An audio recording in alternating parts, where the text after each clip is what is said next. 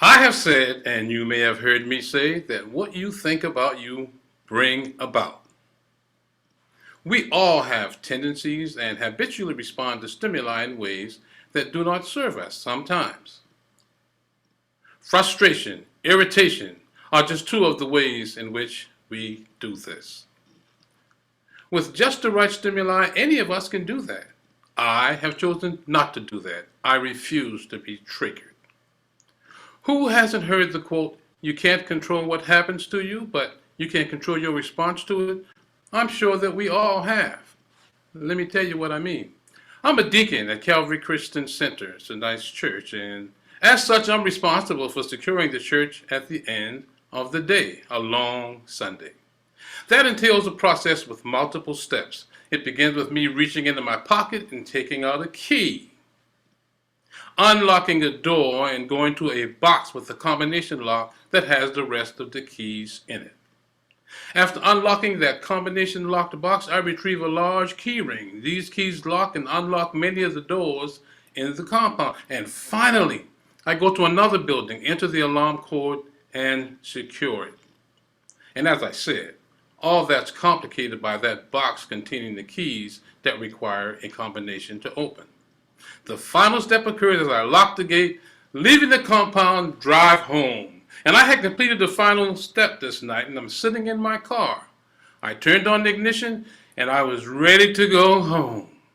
A young man I know who attends the church was walking towards me, tapped on my window, and told me that he left his eyeglasses upstairs in one of the buildings I just locked. This was the end of the day, and I was ready to go home. Normally, I would have had something to say about this. I would have him wait until regular business hours on Monday. After all, he had already been told that church administrator that there was nothing that he could do, nothing he could do about that, but he had to wait. But he came down anyway.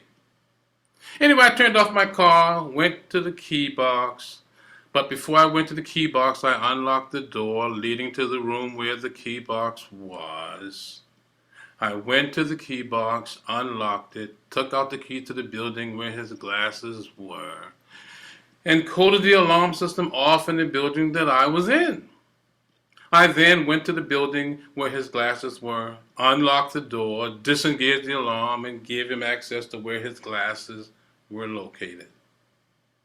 I must tell you, I felt pretty good about myself because I didn't have any emotions around this event whatsoever.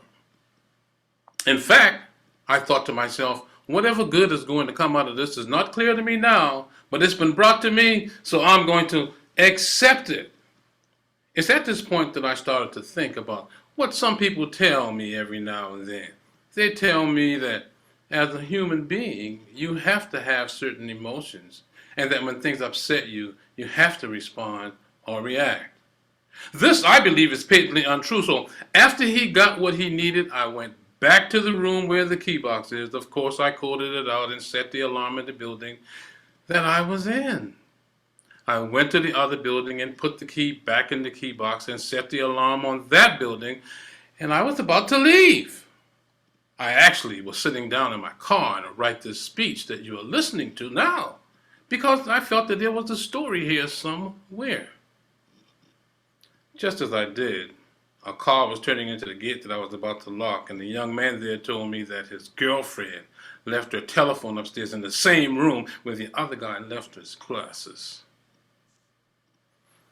Again, even though this moment was primed for frustration, and it was, I was determined that I was not going to be dictated to by my outside circumstances. I repeated the same steps, took care of him, and he left. But before he left, I told him the story that I just told you, except it was much shorter in length. I asked him, how is it that you chose to drive all the way back from here, from way up in Rockland, in the hopes that someone would be here to help you? He answered me with one word: faith. Faith. It is that same faith that allows me to maintain my disposition in the face of seemingly insurmountable obstacles. And you may think that what I just described to you is simple and uncomplicated. But people have actually created worse outcomes for themselves in their lives for less. What occurred was simply some stimulus, and the stimulus is something that happens to you on a thought of some kind. I choose to train myself to think about things in a way that everything that happens to me is a step in a process designed for my good. There's no such thing as you should be mad about that, or you should have an attitude, or you should have the right to punch a guy in his face, or even shoot a place up. Those are merely excuses for not taking the opportunity to subdue the self-destructive urge that we all allow to trigger us. And as for my good, the second man was so thankful he gave me a $20 bill. Now, a $20 bill is not a big deal, but I'm sure that you get the point. Back to you, Mr. Toastmaster.